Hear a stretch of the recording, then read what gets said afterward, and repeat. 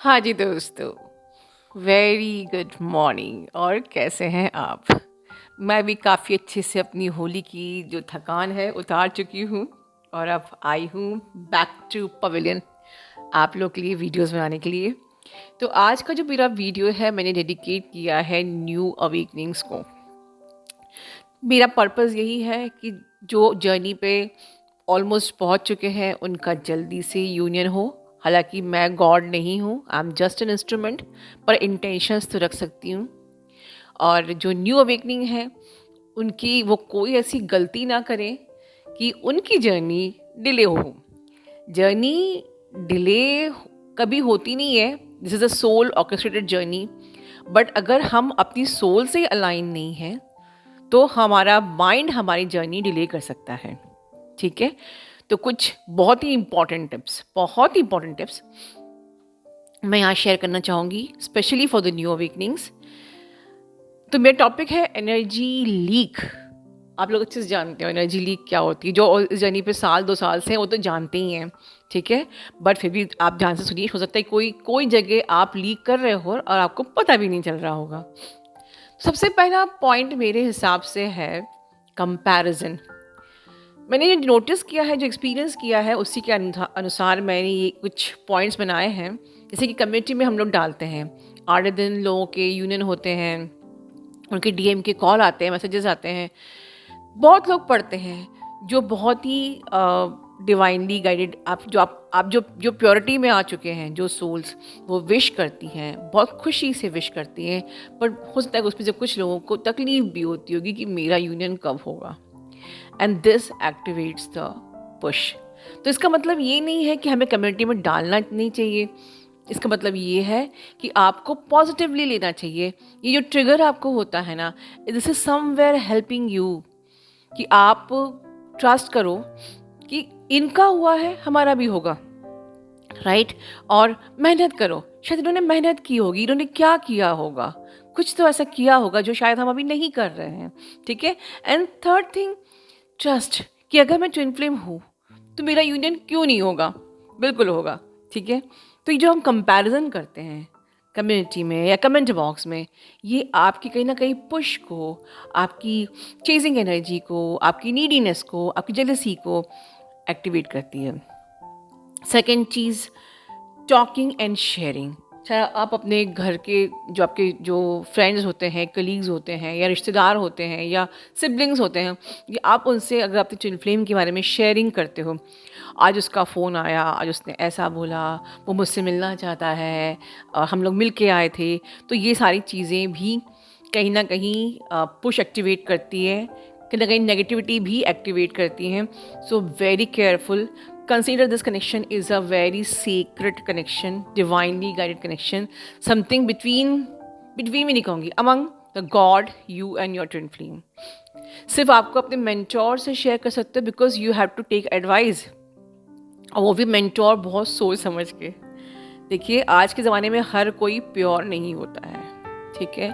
तो जिस मेंटोर पे आप बहुत ज़्यादा ट्रस्ट करते हो, यहाँ पर हमारी चीज़ें कोई भी नेगेटिविटी में कन्वर्ट नहीं होने वाली हैं, या यू ट्रस्ट, या वो आपको बहुत एक ऑनेस्ट ऑथेंटिक एडवाइस ही मिलेगी, तो ही शेयर करिए, हर किसी पे नहीं, ठीक है। अनदर थिंग, टीएफ ग्रुप्स, जो मैं आज लिटरली बताना चाहूँगी। जब 19 में मैंने चैनल खोला था, तो एक आध साल के बाद लोगों ने अपने चैनल खोले और अपने चैनल को प्रमोट करने के लिए, मार्केटिंग करने के लिए, या अपने सब्सक्राइबर्स को खींचने के लिए, सीधी बात खींचने के लिए, या थोड़े से अपने अपने कंटेंट्स को प्राइवेसी देने के लिए टेलीग्राम्स बनाए। आधी चीज़ें यहाँ, आधी चीज़ें टेलीग्राम में, ठीक है। टेलीग्राम में बनाए, व्हाट्सएप ग्रुप्स बनाए, एट्सेट्रा। 90 से आज तक मैंने कभी भी कोई ऐसा टेलीग्राम ग्रुप नहीं बनाया, ना व्हाट्सएप ग्रुप बनाया। मुझे पूछा भी जाता, मैम आपको कोई व्हाट्सएप ग्रुप हो तो हमें ऐड कर लीजिए, क्योंकि ये जो चैनल यहाँ पर खुला है ये बहुत सालों एक्सपीरियंस करके खुला है। ये एक आध साल और 6 महीने महीने सुनकर नहीं खुला है। तो मुझे एनर्जी का गेम पता था। I have never ever open any WhatsApp group और टेलीग्राम ग्रुप, और जो मैं अपने इनर वर्क शेयर भी करती हूँ तो वो पर्सनल ब्रॉडकास्ट होता है, कहीं कोई भी इंटरेक्शन नहीं, ठीक है। और फिर क्या होता है, ऐसे ग्रुप खुल जाते हैं, उसके बाद कोलैप्स हो जाते हैं। जो लोग इस जर्नी पे होते हैं वो कोलैप्स हो जाते हैं, बिकॉज एनर्जी का एक रूल होता है, it always flow from high to low. तो अगर आप समझ लीजिए कि 10 लोग भी उस ग्रुप में हैं, तो जो भी हाईएस्ट एनर्जी वाला होगा उसकी एनर्जी लो हो जाएगी, जो लोवेस्ट एनर्जी वाला होगा उनकी एनर्जी किसी और को शिफ्ट हो जाएगी, और आपकी पूरी जर्नी का मैस हो जाएगा, ठीक है, आपकी जर्नी। तो आप कहीं ना कहीं अट्रैक्ट करते हो नेगेटिविटी को। तो ऐसे जो ग्रुप्स होते हैं ये बिल्कुल डेंजरस होते हैं, एक्चुअली वेरी डेंजरस, ठीक है। और वहाँ पर आपस में बात करते करते कब आपने किसी की नेगेटिविटी ले ली, किसी की जेलेसी ले ली, किसी का डिस्टॉर्शन ले लिया, क्योंकि हर प्रकार के लोग होते हैं, सब लोग एक फ्रिक्वेंसी पे नहीं होते हैं। तो never ever go run for such WhatsApp groups, Telegram groups, ठीक है। Another thing, ghosting. अपने डीएम को सोशल मीडिया पे घोस्ट करना। आप कहते हो मैम मैं तो कहीं भी उसकी अब फेसबुक पे देखती नहीं हूँ, व्हाट्सएप पे देखती नहीं हूँ, पिक देखती नहीं हूँ, इंस्टा पे देखती नहीं हूँ, बट अगर आप स्टेटस डाल रहे हो और आप इंटेंशनली स्टेटस डाल रहे हो कि कुछ ऐसा वेरी रोमांटिक कि वो अगर सीन करेगा तो वो शायद कुछ समझेगा, तो ये जो हम लोग सोचते हैं ना, ये हम अपने माइंड से हाथ पैर मार रहा है कि शायद हम कुछ हाथ पैर मान लें। इसको कहते हैं प्लानिंग एंड प्लॉटिंग, ठीक है, कि हम कुछ हाथ पैर मार लें और हमारा कुछ यूनियन हो जाए, उसे कुछ एहसास हो जाए मेरी फीलिंग से, और वो शायद मेरे करीब आए, या कभी कभी हाय हेलो हो भी जाती है इसी बहाने, बट वो वहीं तक रहती है क्योंकि आपने उस हाय हेलो को अपने दिमाग से एक्टिवेट किया है। You have planned, you have plotted. ये डिवाइनली क्रेडिट नहीं था। मैंने एक बहुत ही रोमांटिक स्टेटस डाला है और वो अगर मेरे स्टेटस पे अट्रैक्ट हो गया है और मान लीजिए उसका हाई भी आ गया या वेरी नाइस या कोई इमोजी आ गई, तो वो सिर्फ एक हमारा दिमाग माइंड से हमने जो एक एक्टिवेट किया है वो उतना ही रहेगा, वो कहानी आगे नहीं बढ़ पाएगी। आई एम 100% श्योर, ठीक है।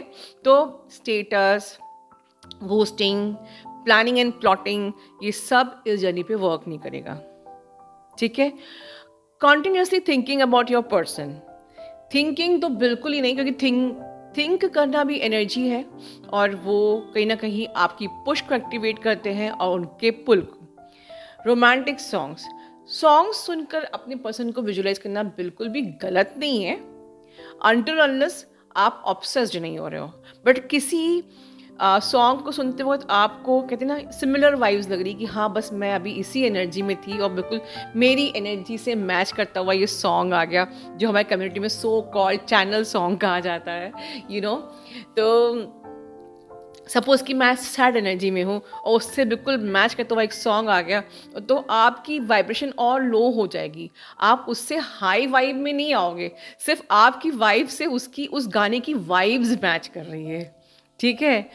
तो वो चीज़ आपके लिए अगेन डेंजरस है, राइट। ये हो गया। उनकी थर्ड पार्टी को लेके कभी भी जेलसी नहीं रखना। ऑलवेज कंसिडर कि उनकी थर्ड पार्टी भी एक उन्होंने अपनी एनर्जी फील्ड में अट्रैक्ट किया है। It's a part of the divine process. आपको बिल्कुल भी जेलसी करके अपने पुश को एक्टिवेट नहीं करना है, ठीक है। उनके बहुत से मैंने ऐसे चैनल पे देखे हैं जहाँ थर्ड पार्टी रिमूवल का मेडिटेशन, थर्ड पार्टी रिमूवल के लिए ये इनर वर्क, वो इनर वर्क, ये सब सिन है, राइट। डीएम के साइड डीएम की चक्रा की क्लेंजिंग करा देते हैं और डीएम की चक्रा को प्यूरिफाई करा देते हैं। डीएम के साइड में कुछ करना ही नहीं है। अगर आप डीएम के साइड में कुछ कर रहे हो तो मतलब कि आप उनको सेपरेट समझ रहे हो। मेरे चक्रा उसकी भी चक्रा एक्टिवेट करा दें, ठीक है। तो डीएम की चक्रा भी एक्टिवेट कराने के इनर वर्क होते हैं या मेडिटेशन होते हैं। अब ये सब मतलब आपने खुद अपने हिसाब दिमाग से क्रिएट किए गए हैं। पर आप ये बताइए कि अगर मैं ये सोचूं कि मुझे मेरे डीएम की चक्रा एक्टिवेट करना है, मतलब कि मेरे तो सबसे पहले साइकोलॉजी डाल दी कि मेरा डीएम कोई और है and we have the two different energy fields. तो अगर आपको डीएम के चक्र एक्टिवेट करना मतलब कि आप शेयर फील्ड का मतलब ही क्या हुआ? तो शेयर्ड फील्ड मतलब कि you are sharing one energy field, तो आप अपनी एनर्जी फील्ड को एक्टिवेट कीजिए ना। अपने एनर्जी सेंटर्स को हील की, साफ कीजिए, वहाँ अपने आप हो जाएगा। तो मैंने कई जगह देखा कि प्यूरिफाइड या DMs chakras, activate balance DMs chakras, ये सब आपको सिर्फ मिसगाइड करने के लिए है और आपके पुश को एक्टिवेट करने के लिए है, और उसमें सिर्फ आपकी एनर्जी लीक होगी, क्योंकि उसके बाद अगर आपके डीएम के चक्रा एक्टिवेट नहीं हुए तो आप चकरा जाओगे। Right, okay. आगे ओल्ड मेमोरीज, जो ये मैं देखो न्यू अवेकनिंग के लिए बता रही हूँ कि उनके पास बहुत सारी, जब सेपरेशन होता है तो बहुत सारी यादें होती हैं, ओल्ड मेमोरीज, हम वहाँ मिले थे, हमने ऐसा किया था, वो ऐसा कहता था, उसने मुझे ऐसे छुआ था, उसने मुझे ये सब कहा था, उसने मेरे लिए ये गाना गाया था, हम लोग रात रात रात बातें करते थे। तो ये सारी बातें याद करने से क्या फ़ायदा होगा? बताइए क्या फ़ायदा होगा? आपका पुश एक्टिव होगा, that's it. You are continuously thinking, right. And साथ में वो पिक्स, उन आपके आपके एल्बम में, मोबाइल पे बहुत सारी हमारी यादें, पहली मुलाकात और दूसरी मुलाकात और तीसरी मुलाकात, सबकी पिक्स होती हैं, इतनी सारी मेमोरीज आप लोग सेव करके रखते हो। उसने मुझे ये वाली पोस्ट भेजी थी, और पिछले वैलेंटाइन डे में ये पोस्ट भेजी थी, ये मुझे गाना भेजा था। इन सब चीज़ों को प्लीज़ हटा दो, इनकी कोई ज़रूरत नहीं है, क्योंकि वो तो आपके सोल का हिस्सा है, वो आपके अंदर है। ये दिमाग की चीज़ें रखने की ज़रूरत क्या है? क्योंकि ये सब चीज़ें क्या है? इमोशंस है। Emotions is always attach with the mind, और ये जर्नी माइंड की है ही नहीं। आपके पास उसकी एक भी तस्वीर नहीं होगी ना, फिर भी वो आपकी आत्मा का हिस्सा है। कैसे भूल सकते हो? ना आप भूल सकते हो, ना वो भूल सकता है। He is hooked with your soul. You have no other option except your twin flame. He or she has no option other than you, because you are hooked with each other in the form of one soul, right? तो कोई ज़रूरत नहीं है। Then another thing क्या हो सकती है? उन जगह पे जाना जहाँ पर कि हम लोग मिला करते थे, उस थिएटर में जाना जहाँ हम लोग पिक्चर देखने गए थे, उस रेस्टोरेंट में जाना जहाँ हम लोग साथ में, हमारी फर्स्ट मीटिंग हुई थी, जहाँ मैंने पहली बार देखा था, हमने साथ खाना खाया था। कोई पॉइंट ही नहीं बनता है। सिंपली ये जाके आप सिर्फ, आपको उस वक्त लगेगा कि थोड़ी सी हीलिंग मिल रही है, बट वो आपको सिर्फ दुखी करेगा। And you are sending your, then you are started thinking about that period, that moment, and उसने ऐसा किया था, वैसा किया था, यहाँ पर दिस एंड दैट, और आप अपनी कंटिन्यूसली पुश एनर्जी भेज रहे हो, और ये यूनियन पॉसिबल ही नहीं हो पाएगा। इसलिए ये सारी चीज़ें आपकी जर्नी पे एनर्जी लीक्स होते हैं, right? So whatever makes you think about your person all the time, ठीक है, and then you are sending the addictive energy, this is called the energy leak। ये एक बहुत छोटा सा मैंने वीडियो बनाया है, मैं इस पर डिटेल वीडियो और भी बनाने वाली हूँ, लेकिन आगे बेसमान एक डीएफ भी आपको कुछ गाइड करना चाहती है इस जर्नी के बारे में। आपको भी, उनको भी सुनेंगे, दोनों गाइडेंस को अपनी लाइफ में अप्लाई करेंगे। अपना ध्यान रखिए। Hello my soul family. सबसे पहले मैं इस वीडियो का चार्ज मेरे वाहिगुरु सुप्रीम पावर को देना चाहूँगी। इसके अलावा मैं माँ को शत नमन करते हुए इस वीडियो की शुरुआत करती हूँ। सोल फैमिली, खासकर जो न्यू अवेकनिंग है, मैं उनसे कहना चाहती हूँ कि प्लीज़ फोकस योर जर्नी, अपनी जर्नी पर फोकस कीजिए। आपके अंदर जो इशू है उनको हील करने की कोशिश कीजिए। माँ का इनर वर्क लीजिए और अच्छे से, पूरे मन से, पूरे डेडिकेशन के साथ इनर वर्क कीजिए। माँ को बिना जज किए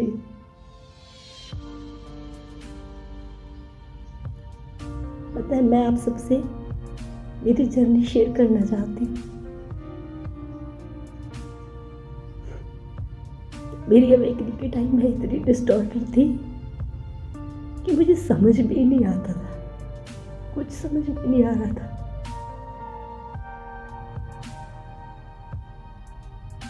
मैंने माँ को इतना तंग किया, इतना तंग, इतने मैसेज करती मैं उनको। जब मुझे फ्री सेशन चाहिए थे तो भी मुझे उनमें डिस्काउंट चाहिए था। बहुत परेशान किया मैम को, मैंने इतना तंग किया मैम को कि एक नंबर से तो मैम ने मुझे ब्लॉक ही कर दिया था।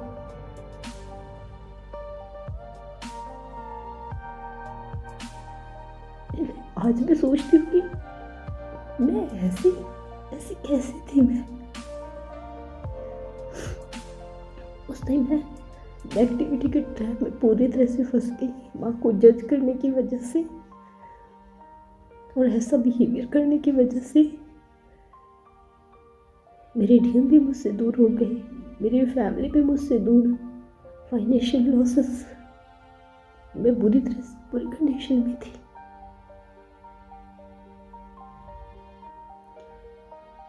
पूरा 1 साल मैं पूरी नेगेटिविटी के ट्रैप में आ गई और मुझे कुछ समझ में नहीं आ रहा था।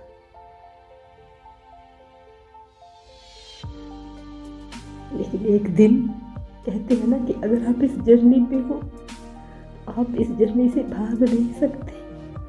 मैंने सोचा ठीक है, कोई बात नहीं,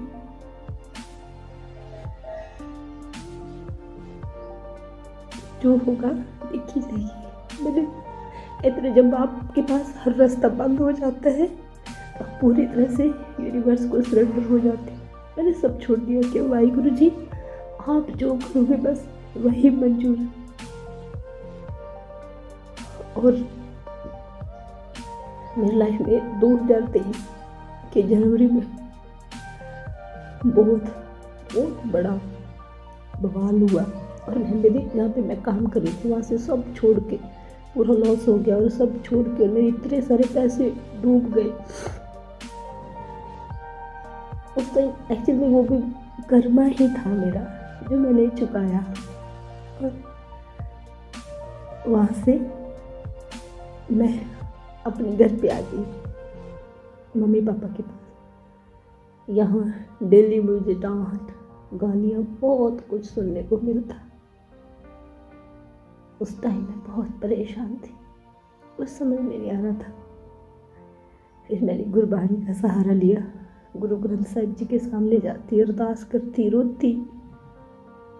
और फिर एक दिन अचानक मार्च के अंदर मुझे अचानक से मेरा पुराना इंस्टा वाला अकाउंट खुल गया अपने आप। पता नहीं उसका तो मुझे पासवर्ड तक याद नहीं था, अपने आप खुल गया। वहाँ से मैम की मुझे दूसरे नंबर मिले।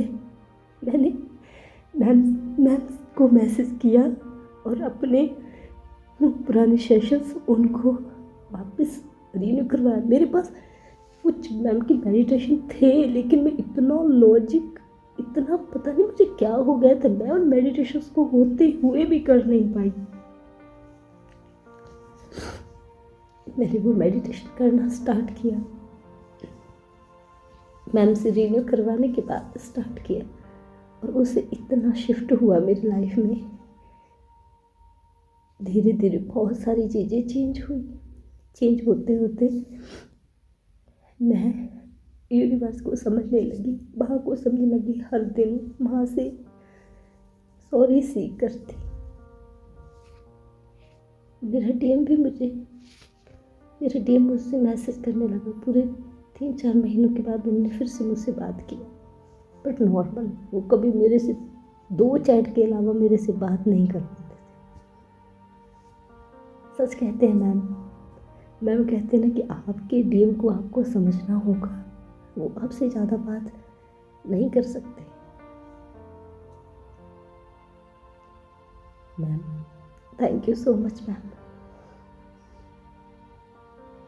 उन सब चीज़ों से निकलते निकलते गाइस मैं आपसे एक बात कहना चाहूँगी। अगर आप में कोई नेगेटिविटी है ना, तो आपका चेहरा तक आप मैम को सामने देख सकते हैं, लेकिन आप मैम के चैनल पर भी नहीं जा सकते बाय फिजिकल। आप मैं उनके लाइव सेशंस ज्वाइन कर पा रहे थे उनकी ब्लेसिंग्स की वजह से। उनके कोनो प्रेयर करने के 2 से 3 दिन के अंदर मेरे फाइनेंशियल इशू हील हो गए थे। लेकिन फिर भी पता नहीं, मैं आज तक जूम चलाती थी, लेकिन मेरे से जूम के सामने वाला कैमरा ही ऑन नहीं होता था। जब भी मैम जब सेशन लेते, मैं सेशन ले रही हूँ, लेकिन फिर भी मैं उसको फ्रंट से ज्वाइन नहीं कर पा रही हूँ। मैं देख रही हूँ सब कुछ। मैम के हीलिंग सेशन मैंने लिए सितंबर से लेकर अब तक, मार्च तक मैम के मैंने सारे सेशन लिए लाइव वाले, लेकिन मैं सामने नहीं आ पा रही थी। लेकिन लास्ट जो बॉडी ट्रांसफॉर्मेशन वर्कशॉप था, उसमें पता नहीं क्या हुआ, मैं मैम को सामने देख पा रही थी। और मेरे लिए बहुत बड़ी बात थी कि मैम ने, जहाँ पर बैठी हूँ, मैम ने वो वाले का स्क्रीनशॉट लिया है और अपने चैनल की जो ग्लिप्सी वीडियो बनाते हैं उसके अंदर लगाया है। मैं रो रही थी मैम कि सच में आप और आपका चैनल डिवाइनली गाइडेड है मैम। और हम अगर नेगेटिव पर्सन हैं, हमारे में बहुत सारा डिस्टॉर्शन है, हम तो आपके चैनल तक पर आने की औकात नहीं है, फिर आपसे बात कैसे हो सकती है। उन चीज़ों को मैं आज समझ रही हूँ। और प्लीज़ प्लीज़ न्यू अवेकनिंग ऐसी गलती मत कीजिएगा। मैंने इतना टाइम वेस्ट किया है, इतनी गलतियाँ की है ना, कि मेरी गलतियों की वजह से मेरी डीएम की 100% कहीं और शादी हो गई है। उनकी शादी अभी 4 मार्च को थी और उस टाइम मेरी तबीयत भी बहुत ख़राब थी।